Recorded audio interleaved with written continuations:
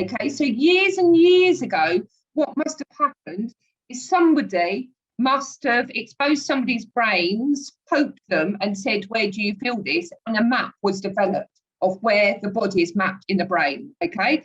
But luckily now we have like the functional MRIs, which can identify, so you can get people to move certain part of the body and then it will map it, show it on the scan. And if you ask somebody like this, so if you get somebody to move their hand on the MRI, and it will show up in a certain region of the brain. And if somebody experiences phantom pain in that hand that isn't there, and you get them to think about it, that will be mapped in exactly the same place. So what people knew was real for years and years, but they couldn't actually prove it. Now they can actually prove it is real. So let me show you a picture. Let me show you a picture of where it is, okay? Let me share my screen. Okay, let's get the right picture. Okay. Right. Can you see the picture, everybody? Can you see that? Okay. So this is down here, and every part of your body is mapped in the brain, okay? The more you use a certain part of your body, the bigger the area is. So footballers would have a large region for their feet. Somebody who plays the guitar would have an even larger area for the hand or the fingers. The more every time we think about our foot, that area of the brain lights up, okay? So when I stamp on your toe, okay, really hard, and you pull your toe away and the information goes to the brain, it will go up to the foot, okay, it will go up to the foot, and then you know that I've trodden on the foot. Then it will go to the front of the brain, which is the frontal cortex, which is like the chief executive of the brain. And it takes all the information from the past, future, what it's heard, from memories, from every other department, like a big industry, and then decides what you're going to do about it. Whether you're going to slap me for stamping on your feet or whether you're going to just let it go this time, okay? What is always really interesting, okay, which is it's not something that you have to tell everybody, but people often find it interesting. Can you see where the toes are mapped near? Okay. You have a look on the screen, the toes are mapped near the genitals. And if you've had a foot for 50 years, and then you have it removed by amputation, that area is still there of your brain, okay? So you can still feel your toes. And what can happen is, because there's not so many messages going to the toe now, because it's been removed, sometimes what we get is some smudging. And often people will say, when I first did a wee, after I had my amputation, not everybody, when I first did a wee, I could feel my foot or I could feel my leg, okay? Ladies, sometimes time of the month, they often will say, actually, I can feel my leg more, okay? So, but that is because they're mapped near. Sometimes people have lost hands, not everybody, but some people, if you stroke the side of their face, because it is mapped, let me bring it down so I can see it a bit more. The thumb is mapped near the eye, then sometimes you can bring on that phantom sensation. For all of you, if we talk about wherever your amputation is, your foot, your hand, there's a very good chance that you will all now, unfortunately, and I do apologise for it, will start feeling some sort of phantom sensation because we're talking about it, okay? So, yeah, thinking about something. So this is how strong your visual is important for learning. If you took two groups of people and you were teaching them a task, if one group just learned how to physically do the task and another group thought about it and did the task, the people that would learn quicker are the people that think about it as well as doing it. Because thinking about it uses very similar pathways as actually doing it. But obviously you're not using muscles and stuff like that. Okay. So 80% of people who've had an amputation will experience phantom pain or phantom sensation, okay? And Admiral Lord Nelson, he lost an arm in battle and he experienced phantom pain, and he thought it was evidence of an immortal soul, he said. So even though my arm's not here, I can still feel it. So he thought it was evidence that we have a soul. So that's quite interesting. That's quite interesting with him. Okay, so if you've had a lot of pain, so sometimes people might use, I mean, obviously I don't work there now at Harold Wood, but sometimes people would come to me if they had, say, an injury on their leg, okay, they had years of surgery to try and fix the problem, okay, so had years and years and years of pain, okay, and they were thinking of having elective amputation, okay? So they would see our doctor, our lovely doctor at Harold Wood, they'd see all the staff, and then, you know, they'd think it was really strange that they would have to see me. And they would often say, will I still experience pain, okay? Will my pain just go away because I've had the leg removed? But often I would be the bearer of bad news. Not everybody. Some people will have their amputation, they feel no pain at all, and it's a real relief, okay, for them. However, some people, high proportion of people with pain prior to amputation will still experience pain very similar to what they experienced before the amputation, because you've built up nerve pathways. Every time you thought about that painful foot, you have built pathways in that area so that you're hypersensitive to the pain, so you can protect that foot or arm or whatever is painful, okay?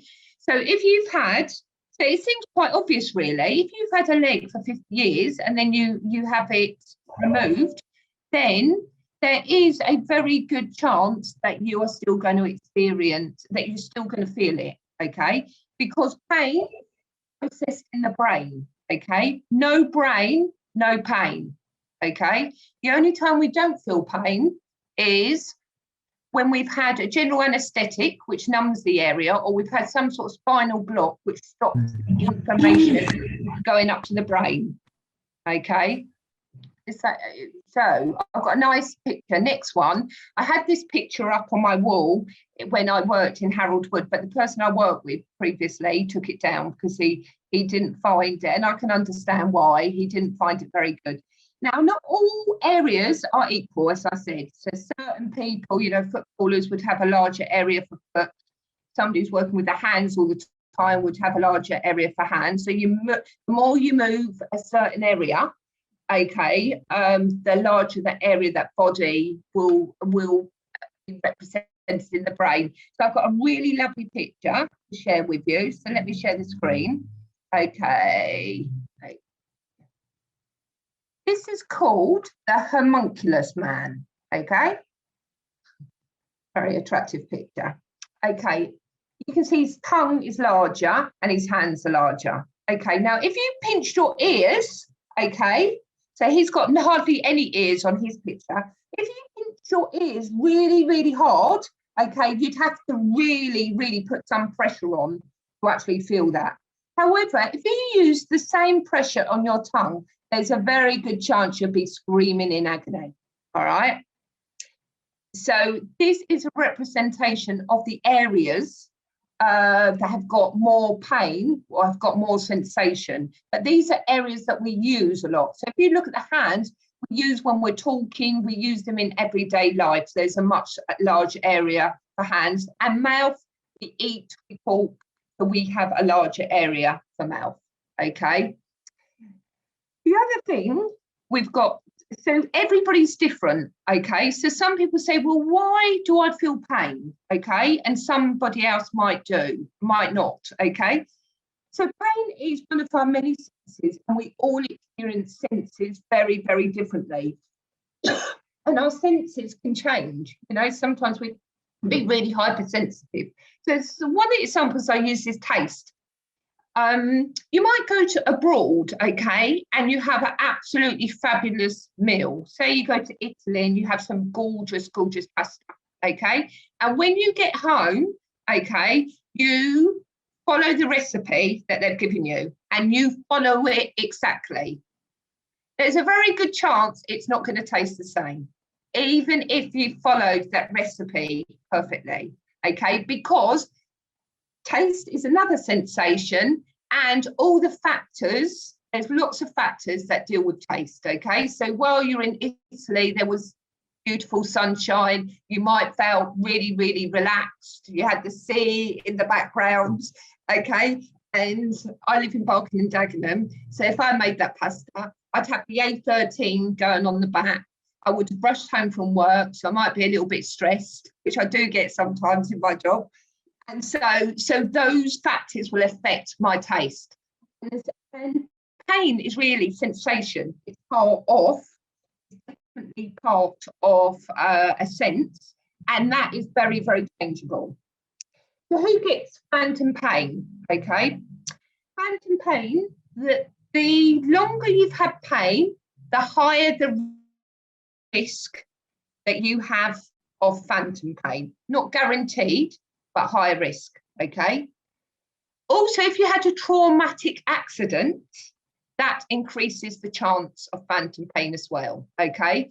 And often people may not remember the horrific accident they've had, but the phantom pain is often in conjunction with whatever happened, okay? Often the stories that I hear, okay?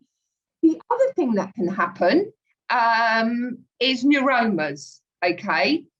So neuromas happen usually at the end of the stump, where the nerve endings become hypersensitive and they form little neuromas, which become a major problem. And often people will have to increase this phantom pain as well as the pain that you will get in the stump, okay?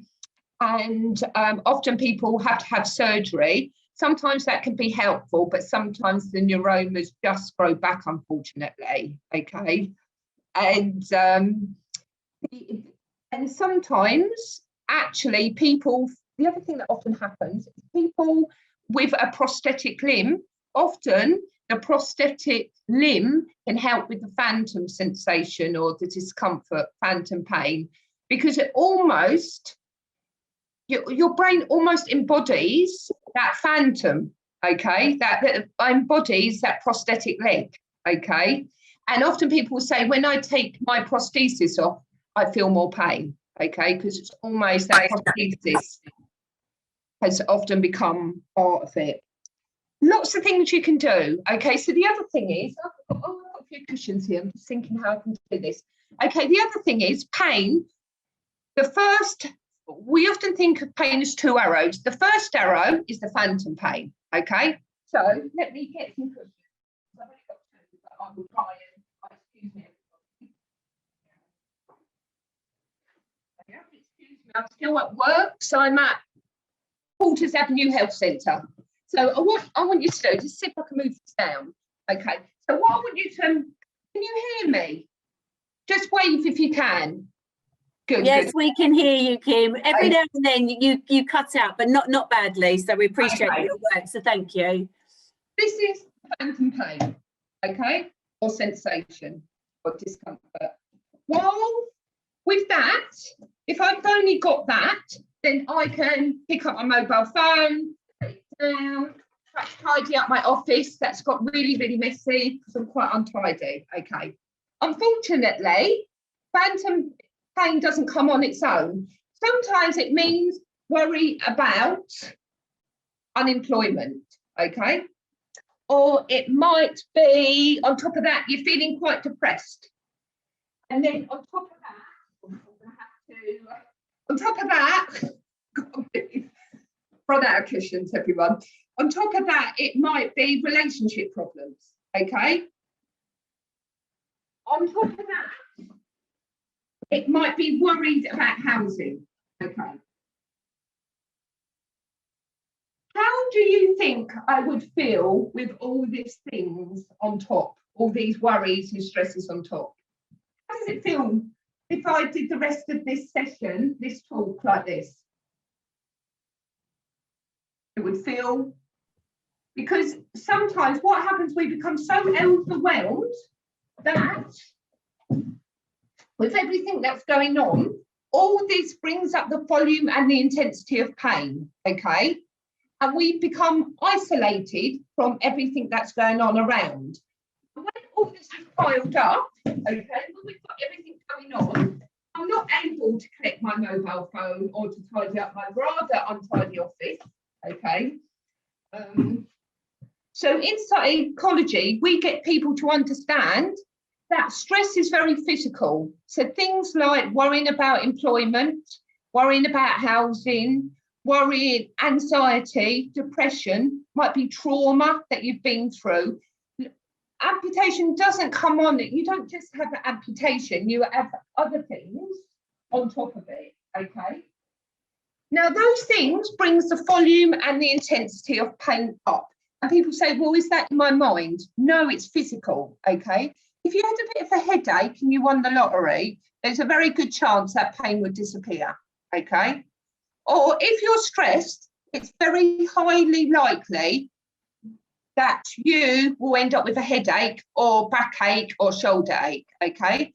What we've got to remember, that stress, when we're stressed, we set off the fight, flight and freeze response, okay? We bring up our blood pressure, okay?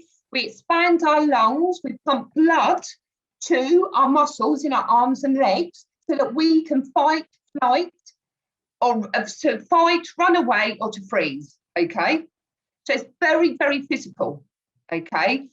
Wild animals, after emergency, switch it off, but as human beings, we like to keep it running. And then the stress response becomes more dangerous than the original stressor because it's very, very physical, okay? So in psychology, we get people to realise the first arrow is the phantom pain, the second arrow is the suffering, okay? All the extra things. And in psychology, we support you, hopefully, to remove some of those cushions and dirty bins that have been held. I've got some hand gel here anyway. We get you to help you remove some of those cushions that you can get on with your lives again, and it will reduce the volume and the intensity of pain. Now, people with phantom pain or any pain, my levels of pain might be here, okay, and they go up and down. People with phantom pain or any type of pain, whether it's arthritis, whatever it is, their pain levels are higher. However, when we are stressed, those volume and the intensity goes up.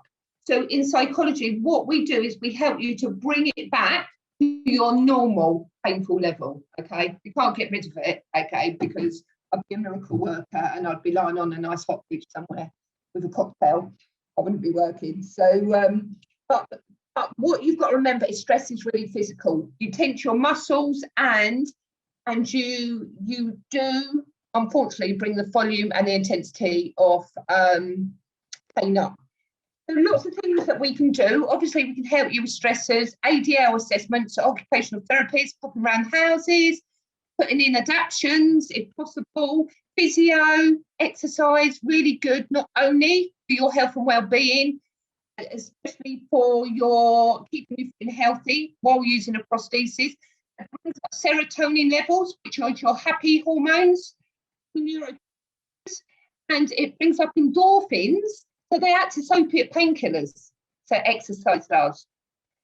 We do things like graded motor imagery. Everybody, lots of people love the thought of the old mirror box therapy. Okay, so what I used to do is graded motor imagery. The first is to make sure you're in tune with your body. If you ever go, if anybody whips out a mirror box without doing these other two steps beforehand, stay clear of them, okay?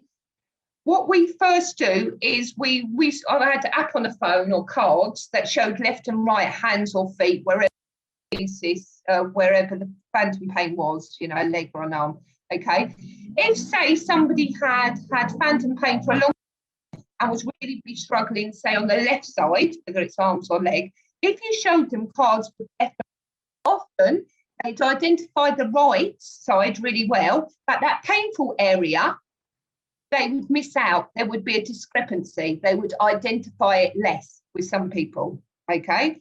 So that means they've stepped away from that body. And these people are the people that say, I can't even think about my pain, okay? Can't even, because obviously if you think about it, that increases the pain, doesn't it? If you think about it, you think about where that cortex, those areas are, you know, they say, I can't even think about it, Kim.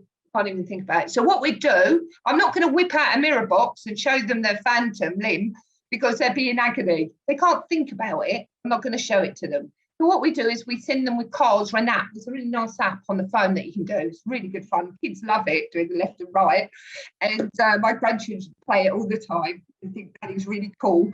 So, but there's a little app or card you can take home where you can practice left and right. Once there isn't a discrepancy, so I'm rubbish at it, but as long as I get like 70% left and 70% right, about the same, that's fine. So it's not about how good you do. Okay, men are very good at this. They get really high scores. So they're very good with left and right. Okay, but it's not about what percentage you get. It's about the left and right being quite similar. Okay. Then once people step back into their body, what we get them to do is visualize moving that painful area. Okay. Once they're able to visualize, then we use a mirror box so that you're able to see. And I think with the people I've worked with, the mirror box is useful for if the phantom's at a funny angle or it's itchy, okay, then it's quite useful. But the most useful part is visualizing. And I know a lot of you, when you've got phantom sensation, may visualize sort of massage in that area, okay, or visualize some sort of comfort during that area, okay. So mirror box mindfulness to remove stress. Mindfulness is like exercise. Exercise increases strength, stamina, and flexibility. You don't go to the gym once and have a flexible body. Okay, you have to go quite often. Mindfulness increases strength, stamina, and flexibility of the mind, and you have to practice it. Now, you are all mindful, okay? People go, oh, at times you're all mindful. If you're doing an activity where you are really focused on something, hobby or interest, you're not in the past worrying, why has this happened? What did I do wrong? How could I prevent it? You're not in the future worried about your next hospital appointment. You're very much in the present. So mindfulness, there's formal, which is like the meditation or praying. People who've got strong spiritual beliefs are very good because of the praying is very, very mindful activity. So that's formal, or informal, which is doing tasks that are very much present focused. That is why colouring books are thought of as mindful, because if you're colouring in, you're not in the past, you're not in the future, otherwise you'll go over the edges, okay? Sometimes educating the family and friends that phantom is real can be really helpful, okay? Because people have got I hear some really strange ideas that that phantom might not be real, that it's in your mind. And that, if you have to struggle of not understanding that it's real, that will bring the volume and the intensity of pain up, because that is ruminating now. This isn't real, I shouldn't be able to feel it, okay? Medication, so people will be, I should imagine if you're on gabapentin or pregabalin, okay, or amitriptyline. Amitriptyline is quite good to help you get off to sleep. And pregabalin and gabapentin is often really, really helpful. Yeah, so they are. So psychology, it's good for obviously therapy, cognitive behavioural therapy. So we look at thoughts, emotions, physical symptoms, and how they're all connected, and how we all get into a negative cycle, okay, and how we can break that cycle, okay. So mindfulness-based, graded motor imagery, and sometimes just having a safe place to talk to someone, can be really helpful. I think the Limbless Association you do a lot of support with each other, don't you? That's really, really helpful. But yeah, definitely don't suffer alone. There is stuff that can be done.